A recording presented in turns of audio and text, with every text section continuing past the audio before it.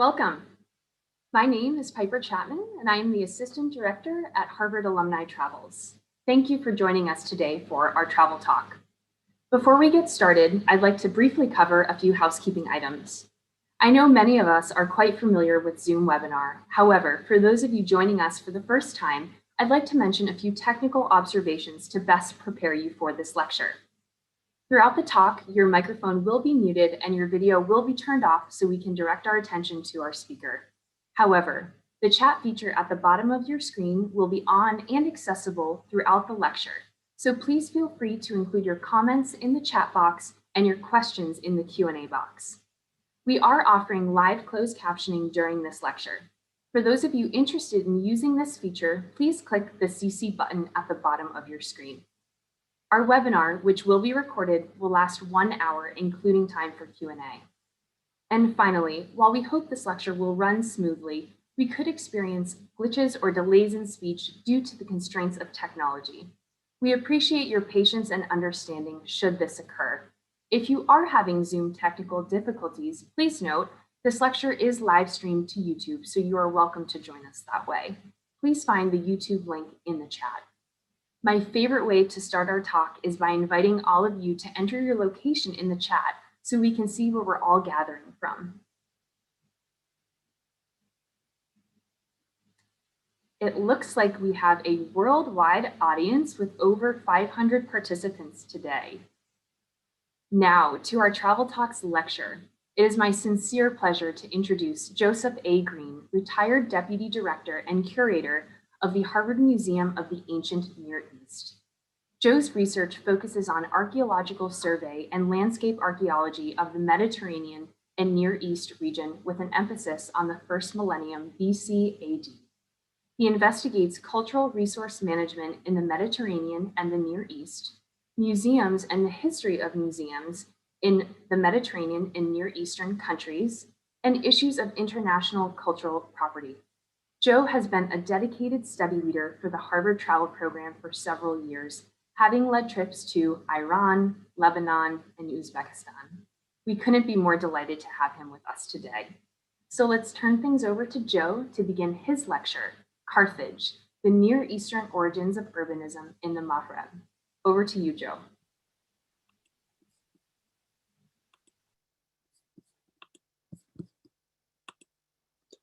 Thank you, Piper, for that introduction. Thank you, Piper, for that introduction and for the Alumni Association for inviting me to give this talk. It's my pleasure. And thank all of you who are attending. I hope you'll enjoy what I have to say. So as a lecture topic, ancient Carthage presents a problem. This ancient Mediterranean city, more than most, is mostly not there. This is all the more challenging because many of Carthage's ancient North African neighbors are there in a big way. Duga in Tunisia, Leptis Magna in Libya, and Timgad in Morocco. Now, added to this, I'm an archaeologist, and archaeologists often show pictures of holes in the ground and ask audiences to imagine what was there. Today, I'll avoid that, mostly, but I'll frequently call on your imaginations. Now, I'm speaking today about Carthage in the context of the origins of urbanism in North Africa. And this pays less attention to individual buildings and objects or holes in the ground, and more to landscapes on which cities existed. On the landscape, the Phoenicians imposed their own idea of what a city should be, both in form and function. Now, at the time they did this, cities had already existed in the ancient Near East for more than 2,000 years. Originally in Mesopotamia and eventually across the greater Near East. How the first cities came into being is a question for another lecture. Rather, we're examining today the transplantation of a proven successful idea, urbanization, from a region where cities had been long established, the Eastern Mediterranean coast, to a place where they were not, North Africa, accomplished the mechanism of settlement colonization. A process always in antiquity couched in terms of the founding of a city. Now, settlement colonies might or might not grow into recognizable cities, but they all partake of a larger urban network, even if the links that connect that network do so across great spans of ocean. Furthermore, cities did not exist singly, but in networks with other cities, both lesser and greater. Now, the formal characteristics of cities can be readily enumerated: significant size, regular spatial organization, although this doesn't necessarily mean a regular square grid of streets, imposing public monuments such as temples, palaces, impressive fortifications, the list goes on. Cities, or rather the people that live in them, also do things. They engage in long-distance trade to acquire raw materials, precious rarities, or special services they do not possess, cannot make, or will not do for themselves. They invent information systems, writing, to keep track of this flow of goods and services, who owes what to whom and how much.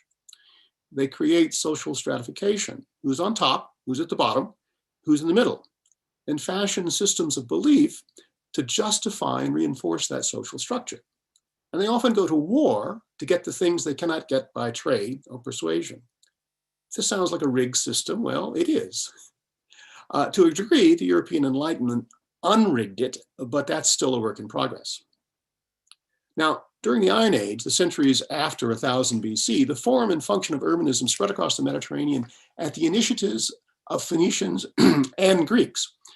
This was not a mission civilisatrice, as the European colonization conceived of itself in a much later era.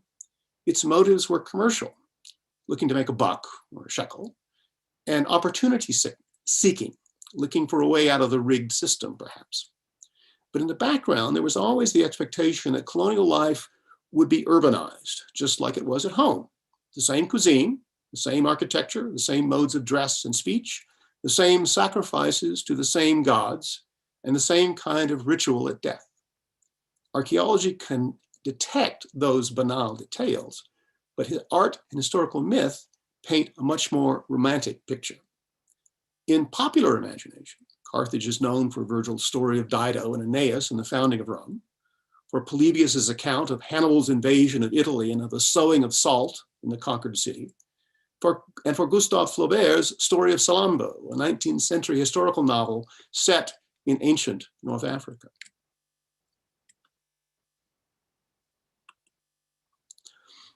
Now, this is Carthage as Day and W. Turner imagined it around 1815.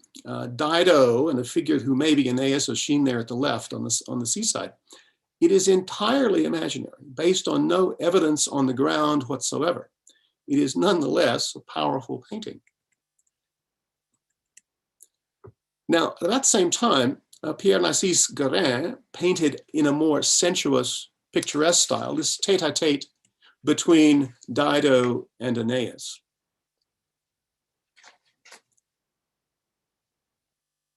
Contemporary events, such as the Hannibalic War, inspired its own objet d'art, such as this commemorative plate, if we can call it that, dated about 275 to 50 BC, now in the Villa Giulia in Rome. For the French novelist Gustave Flaubert, an episode in Carthaginian history, the so-called Mercenary War, actually a mutiny of native troops, just at the end of the First Punic War with Rome, around 240 BC, provided the backdrop for his 1862 novel Salammbô, which some readers found downright pornographic. But Flaubert at least had spent time in Tunis and informed the work with what were then the latest archaeological discoveries. I don't know if the Czech printmaker Alphonse Mucha did the same in order to imagine Flaubert as his heroine thus, but he certainly captured the spirit of what some imagined about her. In fact, left to the imagination, Carthage is one of the best known but least understood ancient cities in the world. An ancient seaport founded by Phoenicians early in the first millennium BC, it was famously sown by salt by the Romans, after which it was rebuilt as the capital of Imperial Africa. Much later, the Vandals occupied it for a century, but did not vandalize it, only to be expelled with forces of the Byzantine Emperor Justinian. Barely 2 centuries later, in AD 700, less than 80 years after the Hijra, the Prophet Muhammad's migration from Mecca to Medina, with which the Islamic calendar begins, Carthage fell to Muslim armies sweeping across the Maghreb towards Spain. The ancient city did not survive this final blow. Abandoned by the Byzantines, who fled to Sardinia or Mauritania, the fabric of ancient Carthage was gradually dismantled to build medieval Tunis, its successor city. Only near the end of our 20th century, 3,000 years after its founding, did Carthage begin to reemerge as a coherent archaeological ruin, thanks largely to the efforts of the UNESCO Save Carthage Project, which began in 1974. The UNESCO project came about in the early 1970s when a group of urban planners and architects preparing a master plan for the development of the Tunis-Carthage urban area were searching for information about the location and condition of archaeological monuments and sites in the region slated for development. They were unsettled to discover that there was no coordination between those with plans to build and those who advocated preservation. The architects sounded a warning, and at UNESCO's prompting, international groups of archaeologists descended on Carthage. As a young graduate student, I was one of them, not to destroy it, but to rescue it from the real estate developers. Now, the origins of the ruined city that UNESCO was intent upon preserving lie in the ancient Near East, in Phoenicia, now modern Lebanon. Now, according to legend, Carthage was established by Phoenicians from Tyre and Cyprus in the late 9th century BC. The early date, though not yet a specific origin of Carthage, is now supported by the archaeological evidence. Utica, a neighboring site to the north, was, also according to legend, an earlier foundation, perhaps around 1100 BC, and some evidence for that has emerged as well. Phoenicians in North Africa are often referred to as Punic. This is an English translation of the Latin poene, itself a Latin transliteration of ancient Greek phoenix, a common noun for the color purple, but also the name Greeks gave to Semitic speakers on the Syrian coast who specialized in the manufacture of purple dye. They were Canaanites, whose name may come from the Semitic word for purple, kanahu. Now, on Carthage and the Canaanites, I'll have more to say by the time I get to St. Augustine in a few centuries.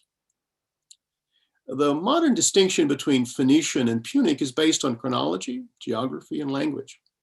Earlier Phoenician history and archaeology is divided from later Punic at around 600 BC, at the time of the Neo-Babylonian siege and conquest of Tyre, the mother city of Carthage. Subsequently, Carthage emerged as the leading Phoenician city in the West. Geographically, the Mediterranean is separated into a Phoenician East and a Punic West. In language, older Phoenician grammatical forms, names, and scripts are differentiated from more evolved Punic ones. But the distinction is not rigid, and artifacts, monuments, and settlements in North Africa are sometimes described ambiguously as Phoenician Punic, a classificatory dodge. Now, Carthage, in Latin Carthago, translates the Phoenician words Kart Hadasht, or new town, an appropriate name for a colonial foundation. In the Achaemenid, Persian, and Hellenistic periods, roughly 525 to 325 BC, Carthage emerged as a military and economic rival to Rome, ultimately contesting control of the Western Mediterranean world in a series of three so-called Punic Wars between the mid-3rd and mid-2nd centuries BC. In the end, Carthage lost to Rome. Afterward, the city reemerged as the capital of Roman Africa, ranking in size and importance with Alexandria in Egypt and Antioch in Syria. After the Vandal interregnum, Carthage remained under Byzantine rule until the Islamic conquest. Now, in the beginning, what the Phoenicians called this newfound land is uncertain, since ancient North Africa had many names. To the Egyptians, it was Libya, by which they denoted everything from the Nile Valley westward to the Atlantic. The Romans called it Africa, dividing the region in various ways. Carthago in northern Africa, northern Tunisia, was the city and territory of Phoenician Carthage. Emporia, Greek word for markets, denoted the eastern coast of central Tunisia, now the Seychet. Tripolitania designated three Phoenician city-states along the southeastern coast of Tunisia and western Libya: Labda, Leptis Magna, Trablos, Oea, and Thabratha, three cities, Tripolitania. The Numidians, and Numidia is eastern Algeria, or was the territory of indigenous pastoralists, the Numidians, Greek nomads, English nomads, and Mauritania in western Algeria and northern Morocco, the land of the Maures, or Moors as we know them. This is not to be confused, Roman Mauritania is not to be confused with the modern Northwest African country of the same name but of a different location. Now, medieval Arab geographers took the name Ifriqiya, Africa, from the Byzantines, but also coined their own more descriptive phrase, Jazirat al-Maghreb, the island of the West.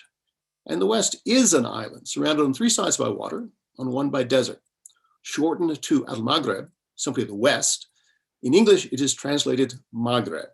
No record survives of what the Phoenician called the land in their own Semitic tongue, nor is there any trace on how it was named by its native peoples, Numidians, Maures, Galamantines, and later known collectively as Berbers. Now, by whatever name the Phoenicians knew it, the newcomers to North Africa found there a landscape not unlike the one they had left behind in the east. A narrow coastal plain enclosed by echelons of low hills and high mountains, beyond which stretched hot, dry desert. The terrain of North Africa is far less compact than that of Lebanon or Syria, and except for Tripolitania, the desert is far removed from the coast. East and south, the Sahara effectively isolates the Maghreb from the Nile Valley in equatorial Africa. The waters of the Mediterranean and Atlantic border it north and west. Within these boundaries, the Atlas Mountains, a chain of densely folded limestone ridges, form an interior massif extending 2,000 kilometers from the Atlantic coast of Morocco to the Straits of Sicily, east of Carthage. Inland, the topography is sharply dissected by numerous short seasonal wadis which drain the watersheds of the Atlas into the surrounding seas or into marshy internal depressions. There are numerous rocky headlands and offshore islands along the lengthy North African coast, but very few natural harbors, a circumstance that influenced where on the coast the seafaring Phoenicians made landfall during their journeys westward and where they created sites and cities. Now, the Phoenicians who discovered North Africa discovered it was already occupied. The foundation legends of Carthage transmitted through the classical sources mention native inhabitants who contested the newcomers' right to settle in their land. Now, beyond the bare fact of their existence, we know little else. There is no direct archaeological information about the native populations of North Africa just before their contact with the Iron Age Phoenicians. The Stone Age prehistory of the Maghreb is well understood up to around 3000 BC, but there's no evidence for a native Bronze Age. There are a handful of indigenous inscriptions, chronologically quite late and occurring together with Punic texts, which can be read, but the native texts have never been satisfactorily deciphered. The best appraisal of the people encountered by the founders of Carthage is that they were probably Neolithic farmers and herders clustered in villages or camping in tents, and who had domesticated crops like wheat and could make pottery, but possessed no knowledge of metal or writing or urban living. Now, what the natives called themselves in their own tongue is not known. The classical authors lumped them together under one rubric, Libyans, though these same writers did record the names of the names and locations of some of their tribal territories. These included the Garamantines of the Sahara, the Masili and Maseles of Numidia, that is central North Africa, west of Carthage, and the Maori of Mauritania, western North Africa, modern Morocco. Ancient authors who distinguished between native groups who farmed and those who herded. According to them, agriculture was practiced in the Mediterranean zones of the northern and western Maghreb, while sheep-goat pastoralists reigned south and east along the Saharan fringe. Camels and camel pastoralism were introduced into the region only very late, probably in the Roman period. Now, today, native North Africans are called loosely Berbers, from the ancient Greek epithet for non-Greek speakers, barbaroi. However, those who identify as native North Africans refer to themselves as Amazigh, and their language as Tamazight. Tamazight can be written both in a native script, Sifnaya, and in Arabic script, and though it is laden with loanwords, Tamazight remains identifiable with its remote linguistic ancestors, ancient Semitic and Egyptian. Now, The ruins of Carthage lie in the modern coastal suburbs of modern Tunis. And in the ancient city was spread over the southern tip of the Carthage Peninsula, a low ridge of sandstone hills joined to the mainland by a broad, flat, sandy isthmus. The locale is often described as typically Phoenician, an offshore island or remote promontory, providing safe haven from the sea and protective isolation from the mainland. Now, already closed off partially by the Gulf of Tunis, the twin lagoons north and south of the peninsula offered ancient mariners a choice of sheltered anchorages, depending on the direction of the winds. Now, as late as the Byzantine period, these lagoons were still navigable, but since antiquity, continual siltation from the neighboring rivers have almost cut them off from the sea. Now, archaeological excavations in Carthage have been ongoing since the 19th century and have revealed many of the principal features of the Phoenician city. These include the Birsa, the citadel, cemeteries of all periods, dwellings, fortifications, and industrial installations, the ports, and the Tuffet, where the Carthaginians allegedly practiced, and I think archaeological evidence now proves actually did practice, child sacrifice.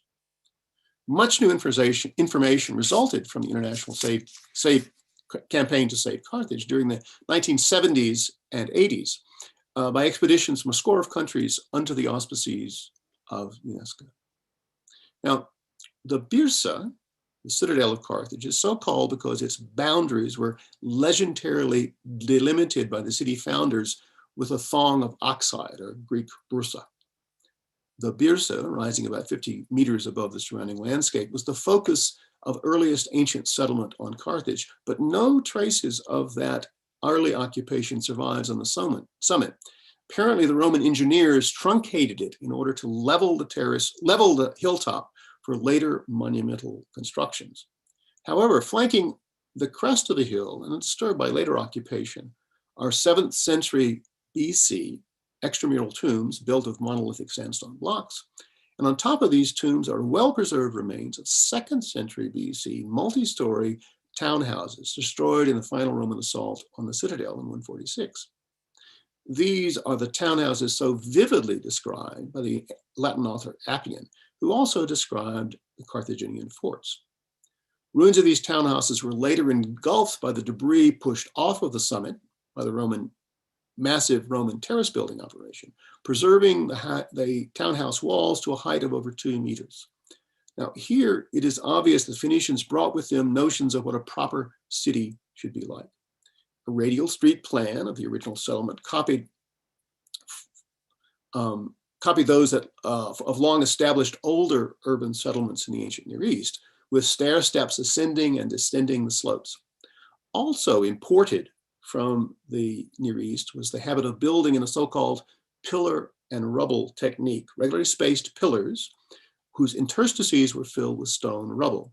Coat of plaster gave a finish to the whole construction and gave it a solid appearance. Now, the Romans found this Phoenician building technique so ubiquitous in North Africa that they dubbed it opus Africanum, African work.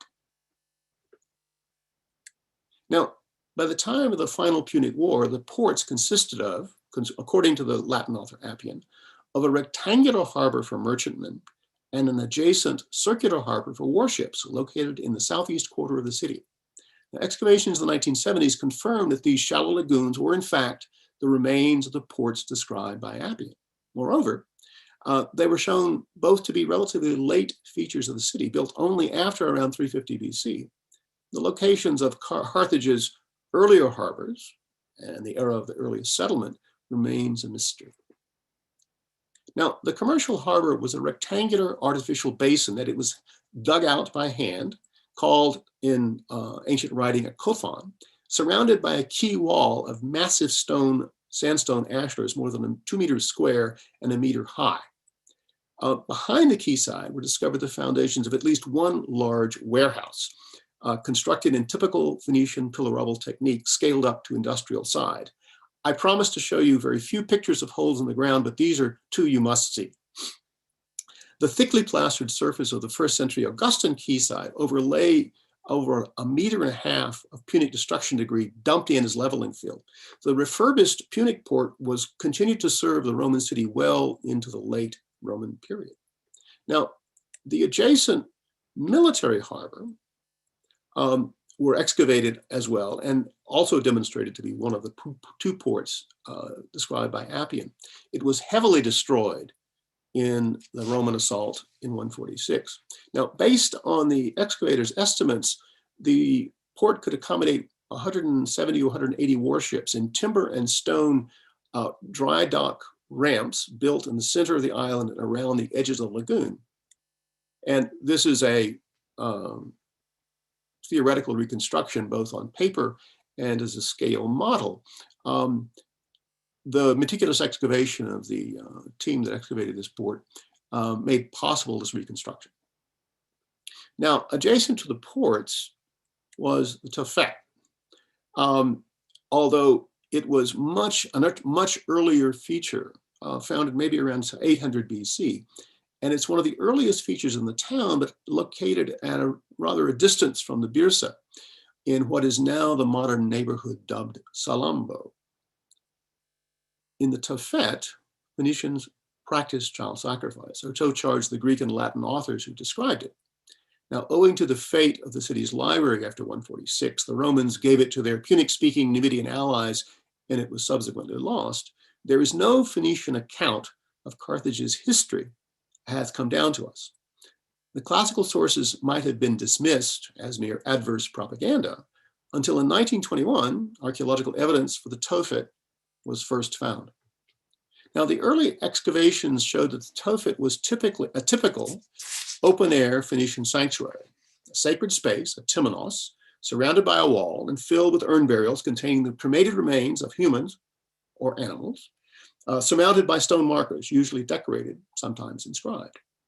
Other sanctuaries such as this were discovered in other Phoenician sites in North Africa, Sicily, and Sardinia, and have now been identified at Amathus on Cyprus and at Tyre in Lebanon. Now, Tuffets at other North African sites in southern Tunisia and along the Algerian coast continued to be used into the Christian era, although by then it seems animal sacrifice rather than human sacrifice was the norm. The term Tuffet, apparently meaning roaster, is taken from the Hebrew Bible, the Old Testament, where it only occurs, nowhere else, describes the Tuffet in the Valley of Ben Hinnom outside Jerusalem, which was expunged by King Josiah in the 6th century, quote, so that no one could make a son or daughter pass through the fire as a mulk sacrifice. This quotation is from 2 Kings 23. There is no trace of the Jerusalem Tuffet, but excavations at Carthage have shown the Tuffet there was in continuous use from the city's founding around 800 BC until the Roman destruction of 146. Now, excavations in the Carthage Tuffet were begun immediately after its discovery, with campaigns both by French and American archaeologists in the 20s, 30s, 40s, but none of these were ever fully published. Renewed American excavations during the Unesco Save Carthage campaign uncovered over 400 whole or fragmentary burial urns containing the cremated remains of children and young animals. Analysis of the contents and the stratigraphic context of the urns, together with a reconstruction of the biblical and extra-biblical written sources, demonstrate beyond doubt, at least on our part, that child sacrifice was practiced at Carthage. Lacking as we do, though, a Phoenician Bible, we have no insight into the mental processes or moral justifications which surely existed for this practice to have been so widespread and so long-lived. We can only surmise that the Phoenicians believed they lived in a world made and sustained by Baal, in which Baal gave life and took life away. Who were mortals to gainsay the will of Baal? The Hebrew God Yahweh presented Abraham with a similar dilemma, here as imagined by Rembrandt. In Abraham's case, his God provided the substitute. Phoenician children were not always so fortunate.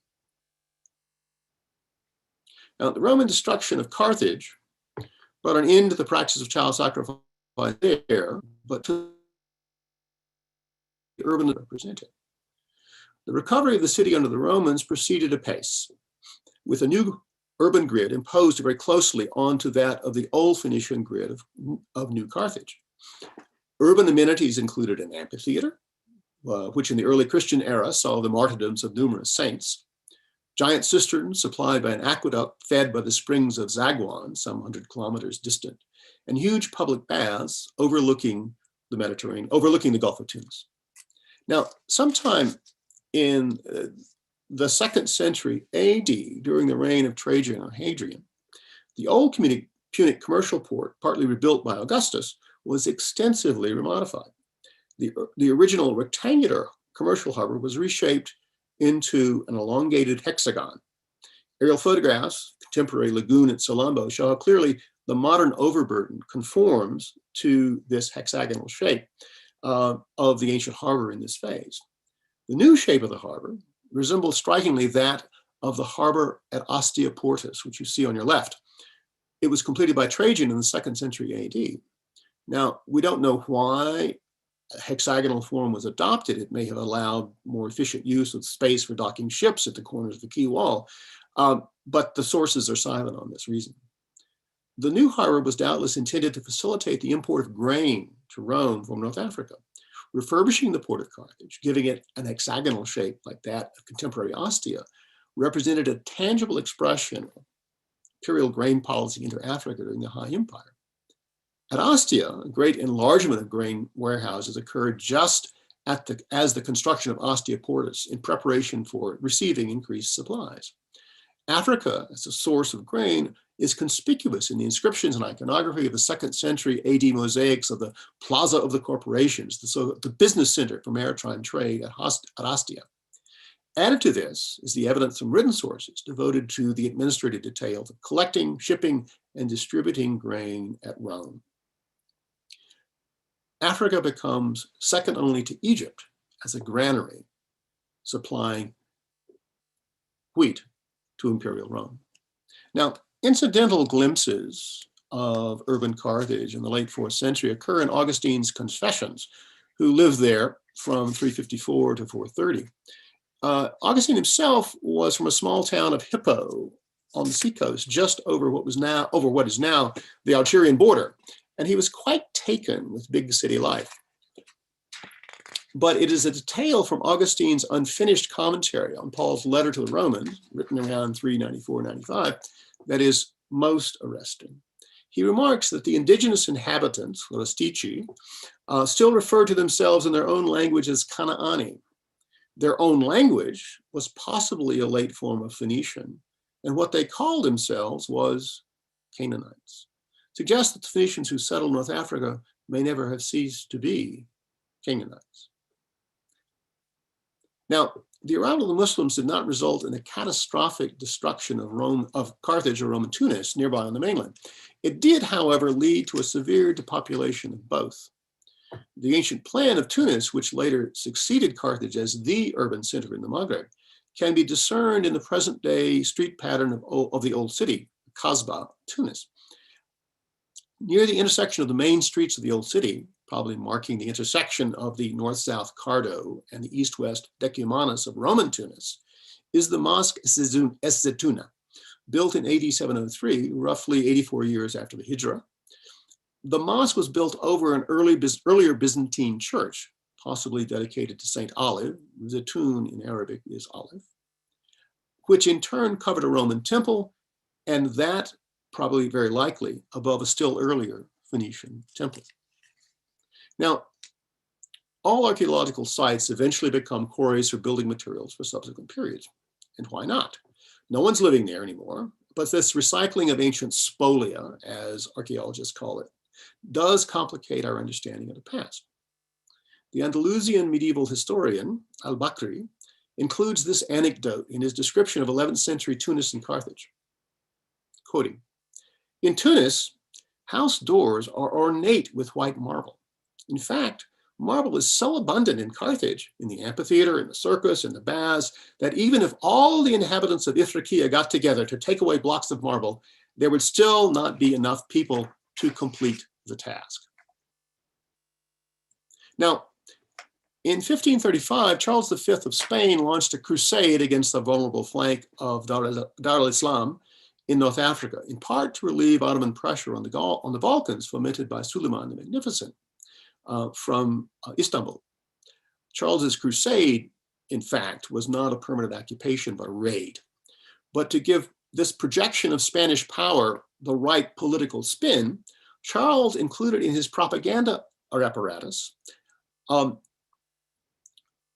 the Dutch painter Jan Cornelius Vermeyen.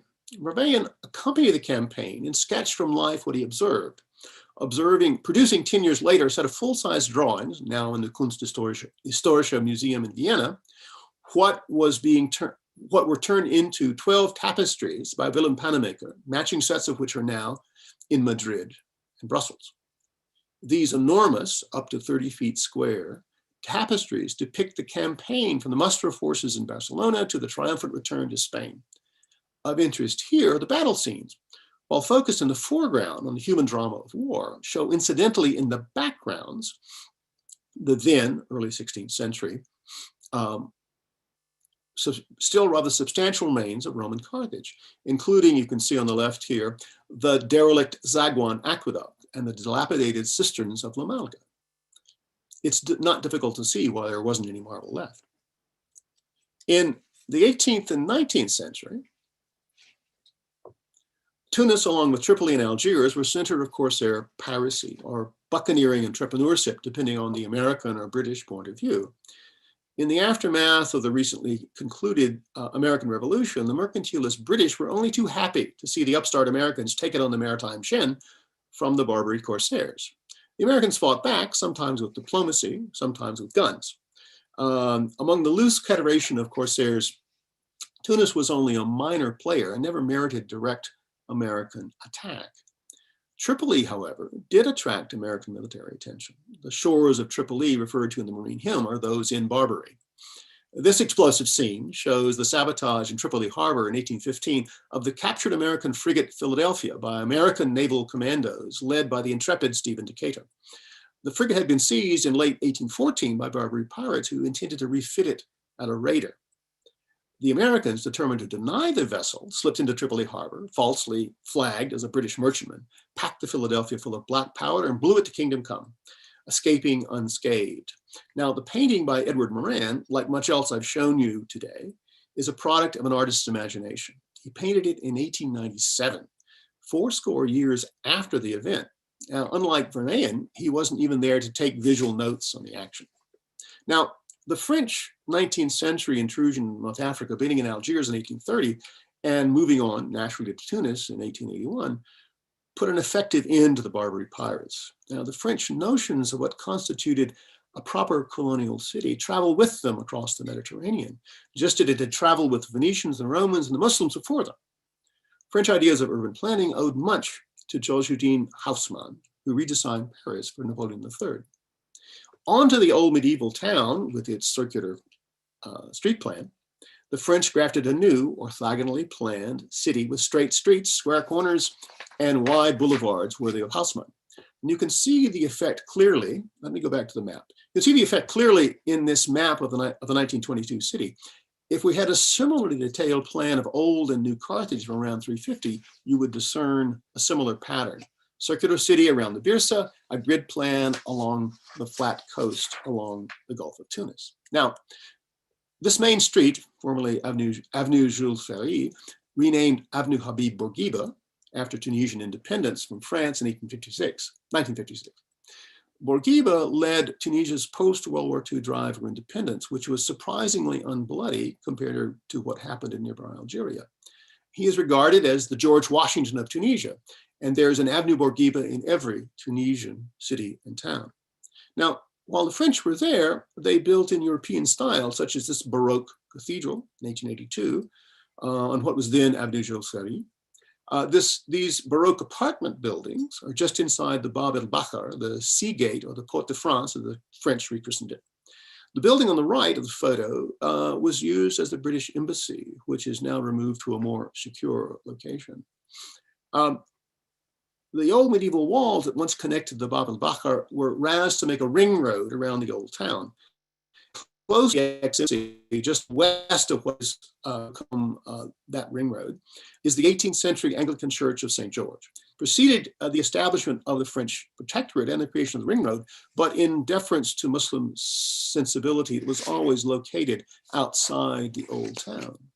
Now, also outside the old town. The French built in Baroque, Art Nouveau, and Art Deco styles. And much later, cheek by jowl with his 4-story Baroque building, is the 23-story Africa Hotel, not the tallest building in Africa. That honor goes to Johannesburg. But when it opened in 1971, one of the tallest. Now, the strongman who usurped power in Tunisia in 1987 from the by then tottering Bourguiba was Zine El Abidine Ben Ali, a military officer. Early on, he removed the honorary equestrian statue of his predecessor from its place of honor at the end of Avenue Bourguiba in Tunis. He dared not rename the street, but he replaced it with a tower clock, a gift of the Swiss. The Tunisians referred to it in whispers as Big Ben Ali. But Ben Ali and his clock were ousted in the Arab Spring of 2011, and Bourguiba's equestrian statue was eventually brought back. Now, finally, consider this very modern overview of Tunis and Carthage. A satellite image exact down to the last pixel. Red is vegetation, light green is construction, dark blue is water. You can see how much the landscape around ancient Carthage and medieval Tunis has changed, and you will understand the alarm of the architects and urban planners of the 1970s who invoked the aid of UNESCO. Now, for all its sprawl, this represents the unbroken tradition of urbanization in North Africa that began with the Phoenicians 3,000 years ago. But if such precision is too much for the imagination, perhaps you prefer Turner's Carthage after all.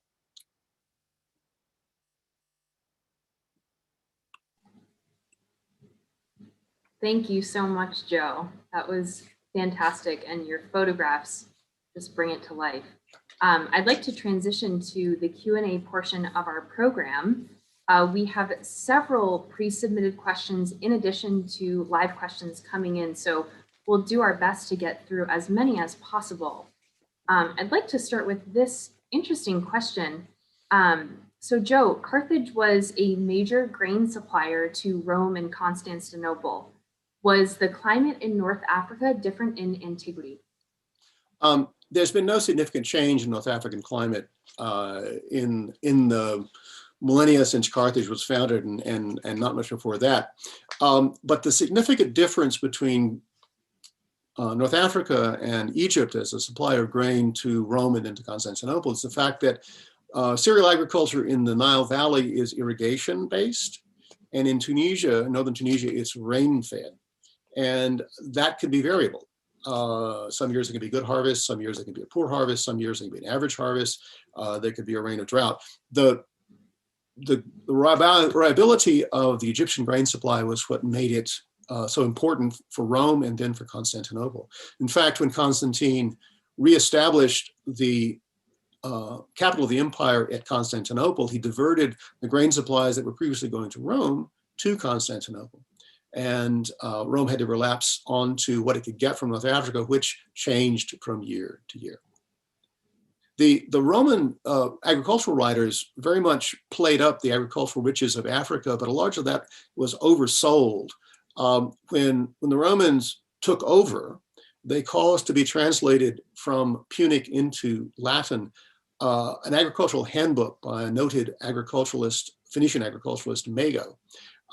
Very little of that work has survived, and we don't know exactly what the quotes often what quotes were actually taken from the original text. But it is interesting that the Romans at least thought they had an agricultural granary on their hands. Thank you. Let's go to the next question. What is the relationship between the Phoenicians who founded Carthage and the Phoenicians who founded the Sidon port in Lebanon? Well, so the Phoenicians who originated on the coast of the Eastern Mediterranean, I believe can be described legitimately as Canaanites. They were there in the Bronze Age, and it was from that original population that the colonial population of North Africa sprang. This is both clear in the traditions that talk about the founding of Carthage and in the archaeology of the city itself. So they were one and the same people. Tyre was always regarded as the, quote, mother city of Carthage. And for a time, Carthage paid an annual tribute, more of a token amount than an actual large sum of money. It was also the refuge to which Hannibal fled after the Second Punic War, when he spent some time as a military consultant to the Seleucids, the Hellenistic kings of Syria, in the 2nd century before returning to Carthage to fight the last Punic War. Thank you. Can you include an account of the original inhabitants before written or depicted history of Carthage and its surroundings? Well, as I said, there's no good archaeological evidence for those early inhabitants, or rather there ought to be if it were looked for carefully enough. But the early archaeologists in North Africa were more diverted by the extant remains inland and the mosaics, the wonderful mosaics they found. They never got below the mosaics. So I expect that if rigorous work were done, we would find evidence for that contact period in which the Phoenicians first encountered the indigenous inhabitants. There's a little bit of evidence, most of it's ceramic. There is a body of handmade pottery that fits no known Phoenician pattern, and it's probably the pottery that's being made by the local inhabitants, and it appears mixed in some levels with early Phoenician ceramics. It suggests that there was some sort of contact between the people that lived there first and the colonizers who came in. Mm-hmm. That there's later interaction. A lot of that is taken up in textual sources, but by then the elites, at least among the Berbers, were thoroughly Phoenicianized, which is how they ended up with the largely Punic library from Carthage, because the Romans couldn't read the stuff. Thank you.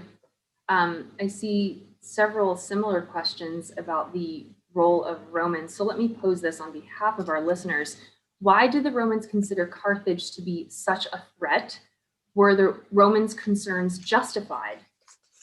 Well, the famous quote from Cato the Elder is "Carthago delenda est," Carthage must be destroyed. And this was based largely on a geopolitical evaluation of the economic strength of Carthage at the end of the Second Punic War. There was a heavy monetary indemnity imposed by the Romans on Carthage, and the Carthaginians made so much money they paid it off early. The Romans were clearly frightened about the economic might of the Carthaginians. What eventually overwhelmed the Carthaginians was the demographic might of the Roman Empire. The Romans could afford to throw away an army and build another one, and throw away that army and build another one on top of that. The Phoenicians were always demographically somewhat slight, which is why they depended on this cadre of native troops to play a role in their wars.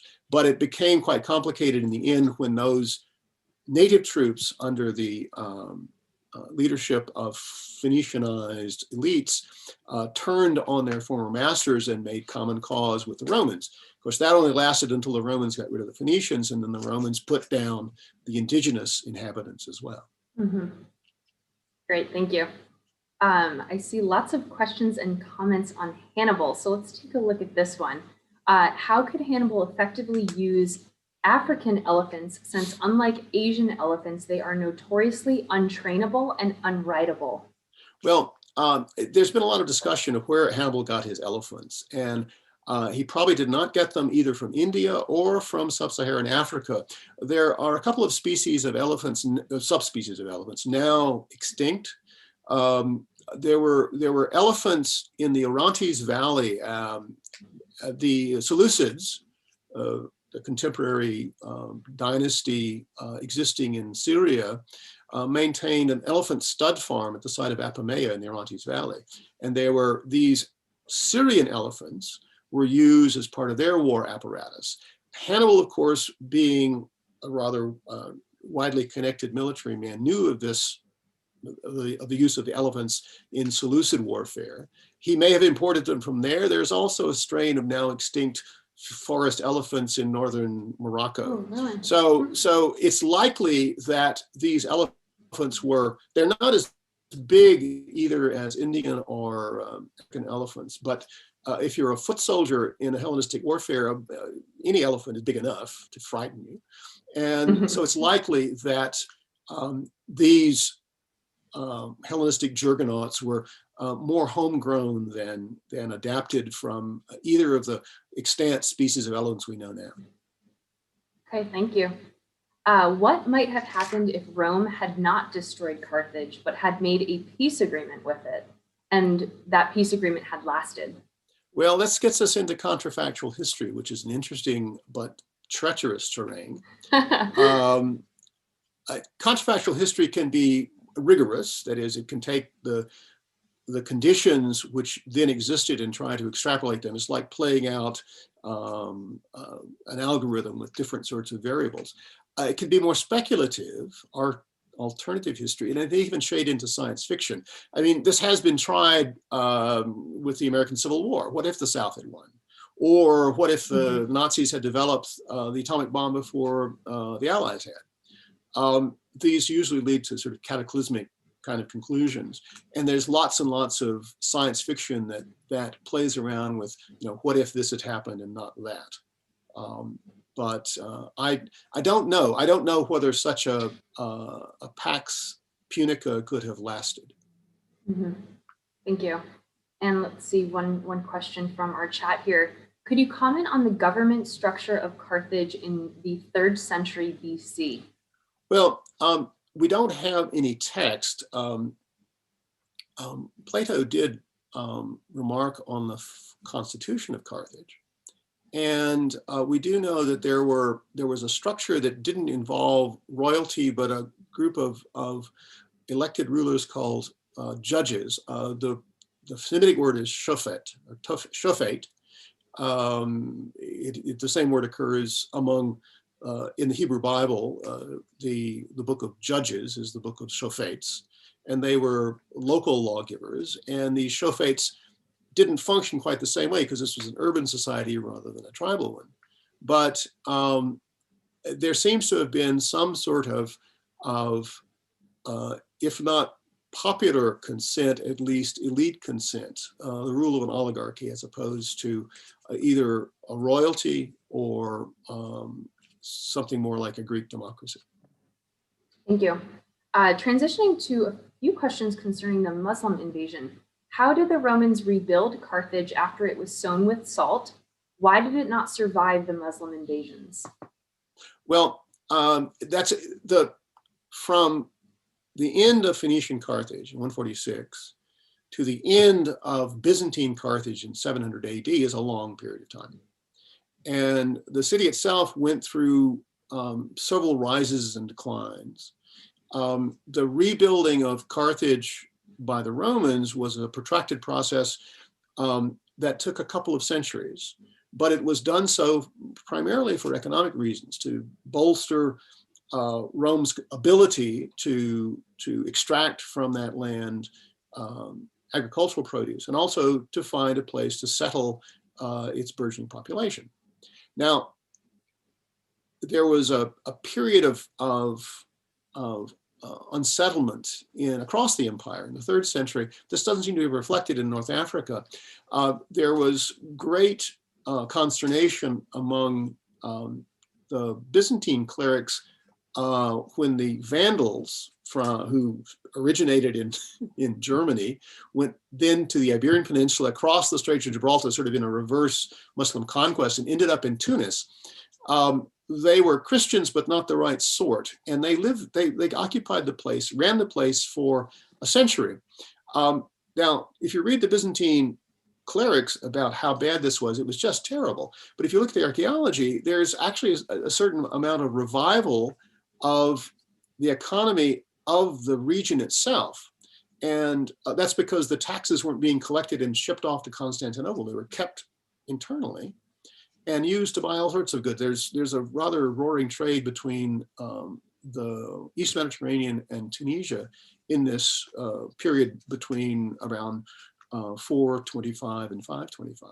Now, the Byzantines eventually come back in the reign of Justinian and reconquer the place, but from then on the rot sets in, and it's clear from looking at the rural settlement data that gradually the countryside is abandoned.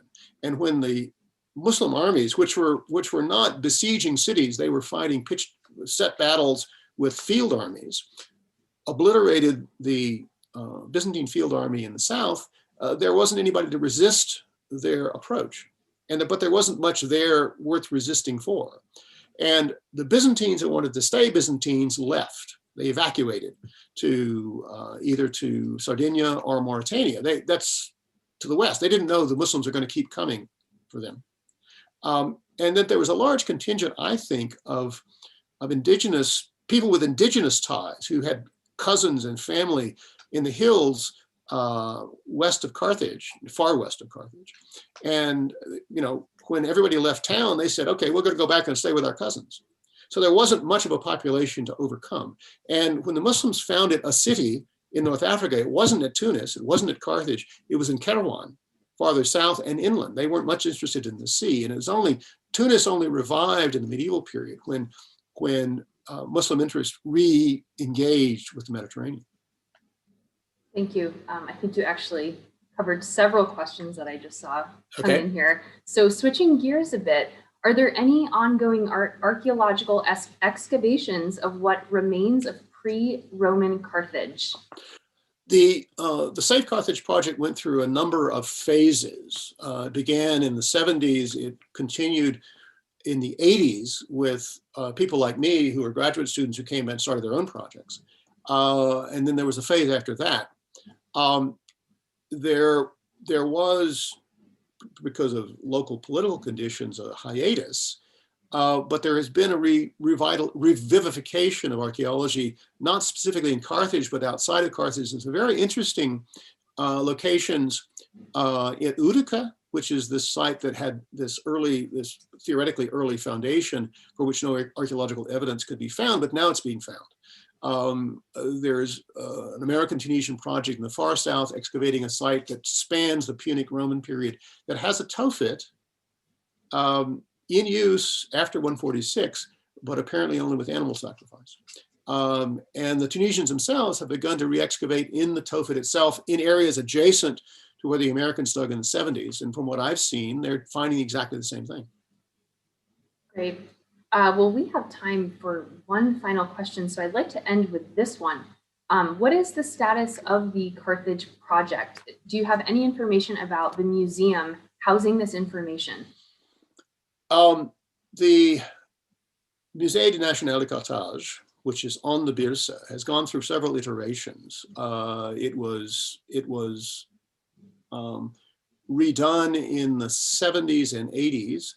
But then it was dismantled in the 90s, and I don't know what its current state is now. There were a number of site museums put up on places where there was Safe Carthage Project excavations, but because much of Punic Carthage is below the water table, such as the Tuffet, there's not much to see on the site itself. You have to go to the museums. The original French period museum, the Bardo, which is a converted Bayes palace, really needs to be redone, as has been redone in other Mediterranean countries in the Near East. But the museums are the place to understand more of what's happening here. Because the sites themselves are, as I say, mostly holes in the ground. Great. Joe, thank you so much. On behalf of the Harvard travel team and our alumni community, I'd like to thank you for this lecture and spending your afternoon with us. As soon as you close out of this webinar, a brief survey will appear. We'd be grateful if you would take the time to complete this survey so we can better serve you. Shortly, you will also receive a follow-up email, including a virtual guide that contains the recording of this lecture and other resources. For those of you interested in traveling with Joe to Tunisia later this year, please feel free to reach out to our office for more information. We hope you'll join us for our next travel talk, Vienna in 1824, the premiere of Beethoven's Ninth Symphony, featuring Thomas Forrest Kelly on March 11th at 4 p.m. Eastern Time. Thank you so much and take care.